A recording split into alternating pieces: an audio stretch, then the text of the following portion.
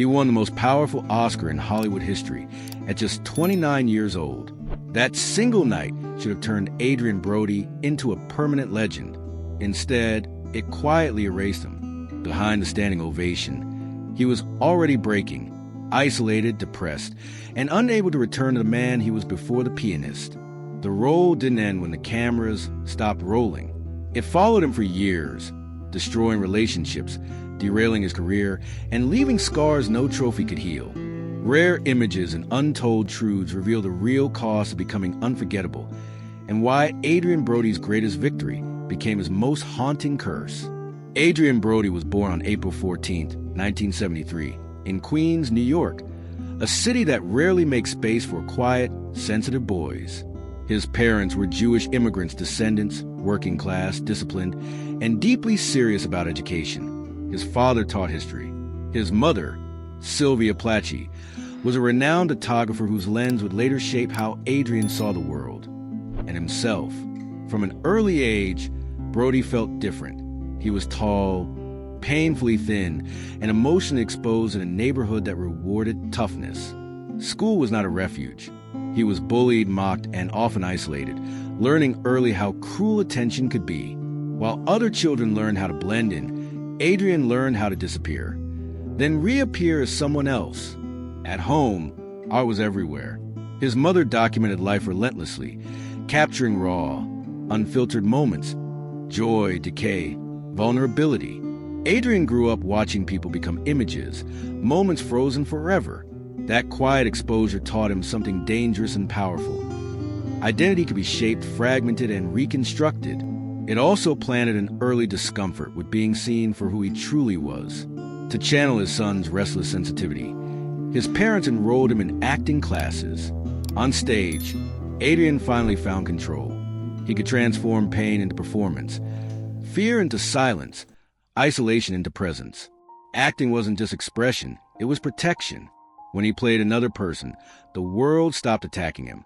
By his early teens, he was already working, appearing in commercials, stage productions, and small television roles.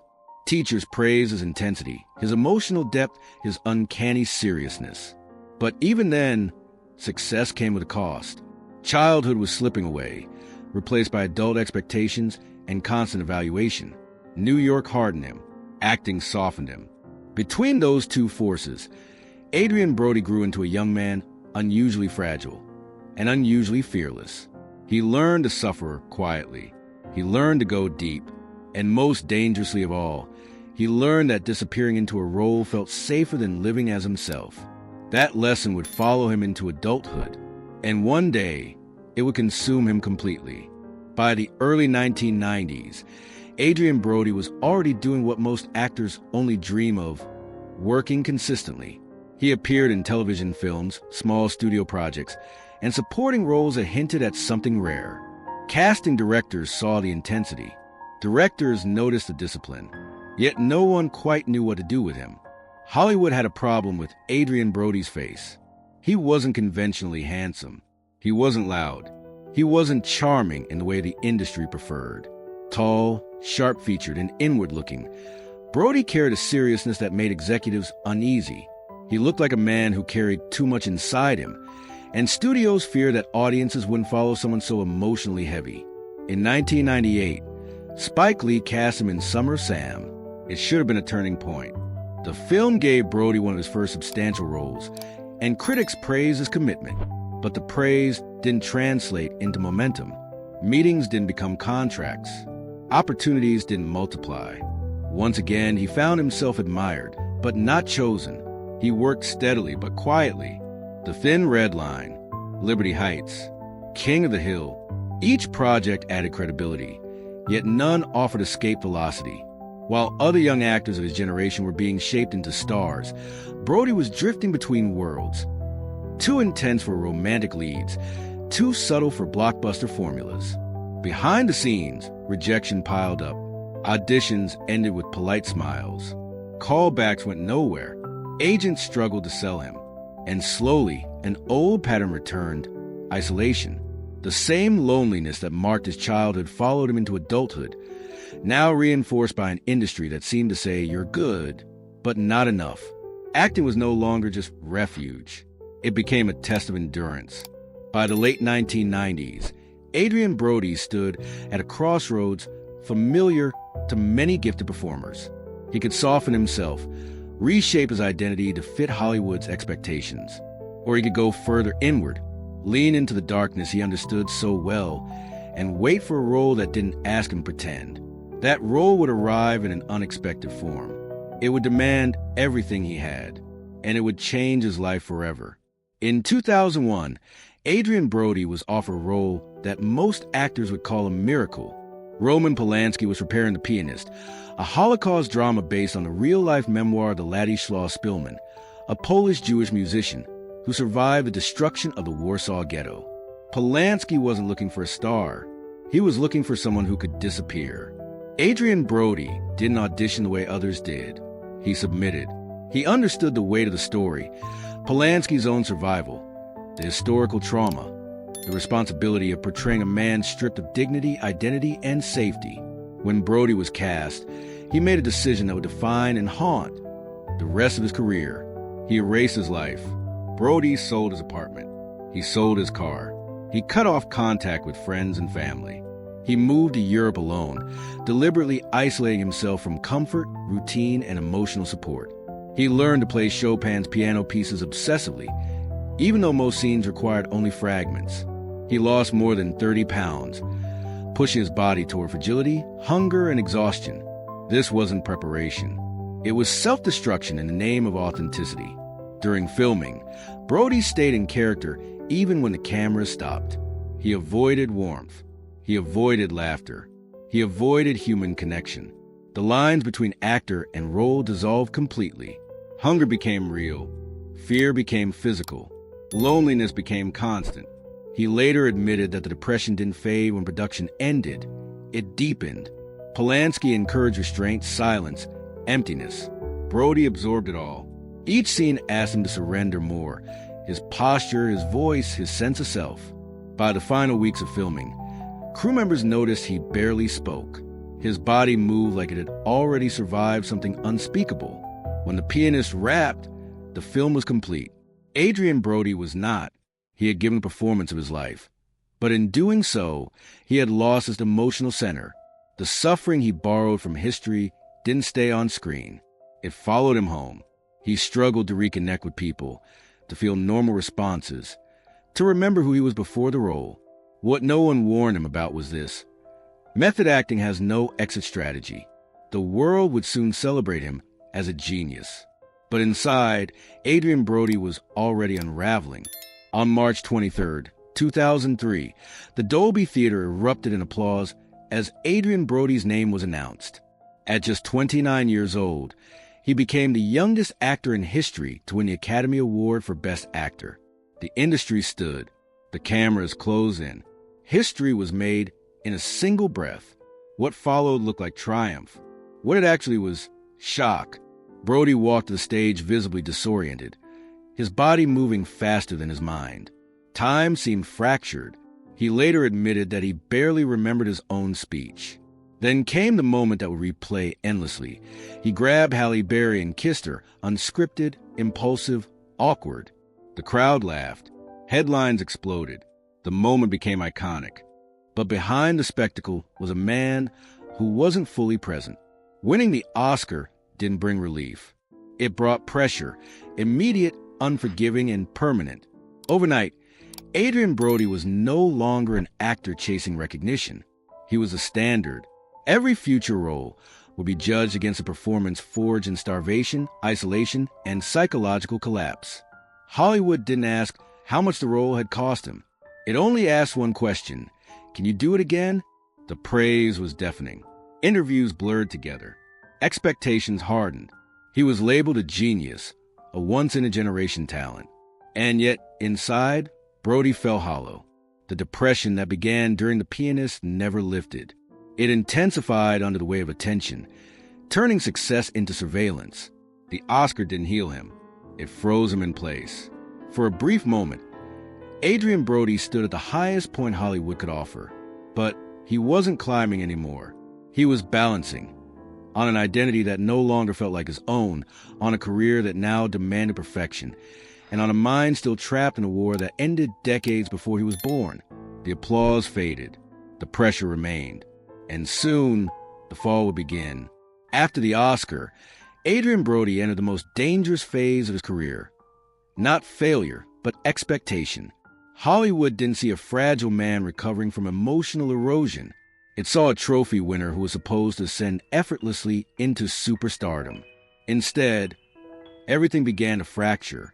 Brody later admitted that the depression he developed during The Pianist never truly left him.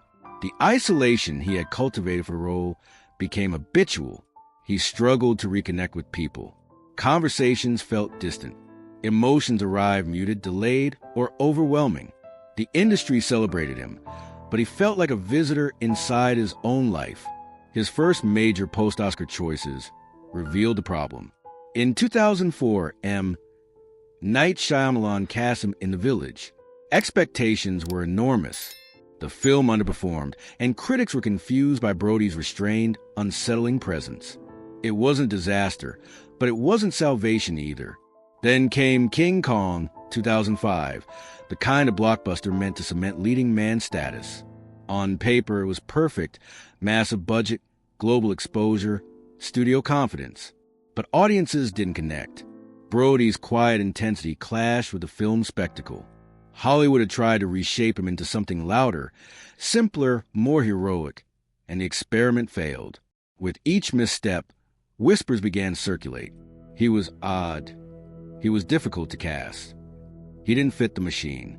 The truth was more uncomfortable. Adrien Brody didn't know how to exist in roles that didn't demand total annihilation of the self. Without suffering, he felt unanchored. Without extremes, he felt invisible. As the offers grew less prestigious, Brody withdrew further. Relationships dissolved. Long stretches of solitude became routine. He spent years drifting between projects that lacked direction or impact, each one quietly reinforcing the idea that his Oscar performance had been an anomaly rather than a beginning. The industry moved on quickly. New faces arrived. New narratives replaced his. Hollywood has no patience for fragility once it stops being profitable. By the late 2000s, Adrien Brody, once the youngest Best Actor winner in history, found himself on the margins of the very world that had crowned him. Not disgraced, not forgotten, just unnecessary. The fall wasn't loud. It was silent, gradual, and deeply personal. And when Hollywood stopped calling, Brody did something unexpected. He stopped chasing it. When Hollywood's spotlight began to fade, Adrien Brody did not fight to reclaim it. He did something far more radical.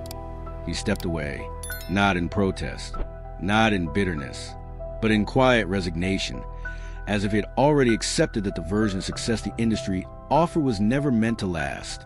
He turned to Europe. There, the expectations were different. Prestige mattered more than visibility. Psychological depth mattered more than box office numbers. Brody found himself drawn back to the kind of roles that didn't demand charm or dominance, roles that allowed stillness, silence, and ambiguity. At the same time, an unexpected creative partnership began to reshape his career. Wes Anderson cast him in The Darjeeling Limited 2007, followed by appearances in the Grand Budapest Hotel and other projects. Anderson didn't ask Brody to be louder or more heroic. He asked him to be precise, restrained, and emotionally off-center. It worked. In Anderson's symmetrical worlds, Brody's strangeness became an asset. His stillness felt intentional. His distance felt poetic. For the first time since The Pianist, he wasn't trying to escape himself. He was being placed where he belonged. Outside of film, Brody drifted toward other forms of expression: painting, fashion, music, interior design. These weren't publicity stunts. They were attempts to rebuild identity without an audience. Art became something private again, not a performance measured by applause. He also accepted smaller, riskier roles, projects that paid less but demanded honesty. Independent films, European productions, characters who lived on the edges of society, men who had already lost something essential. There was no triumphant comeback, no redemption headline, just survival. Adrien Brody was no longer chasing legacy. He was protecting himself from erasure by choosing spaces where he could exist without explanation. The boy who learned to disappear had learned something new as well. Sometimes, stepping out of frame is the only way to stay intact. Adrien Brody's story is not one of domination or triumph. It is a cautionary portrait of what happens when talent is pushed beyond its emotional limits, when greatness is achieved through erasure rather than balance. He will always be remembered as the youngest man to win the Academy Award for Best Actor. That record still stands. But the achievement came with a cost few were willing to acknowledge. The Pianist didn't just define his career. It redefined his inner life. The discipline that earned him global respect also fractured his sense of self. Unlike many of his peers, Brody never learned how to perform safely. He went all the way in every time. And when the role demanded starvation, loneliness, and psychological collapse, he gave it willingly, without a way back. Hollywood celebrates sacrifice when it looks heroic on screen. It rarely stays to watch what happens after the lights turn off. Today, Adrien Brody exists in a different space. He works selectively. He avoids spectacle. He no longer chases relevance or approval. His performances arrive quietly, often overlooked, but deeply felt by those who are paying attention. He has traded dominance for longevity, applause for autonomy. His legacy is not built on volume. It is built on depth.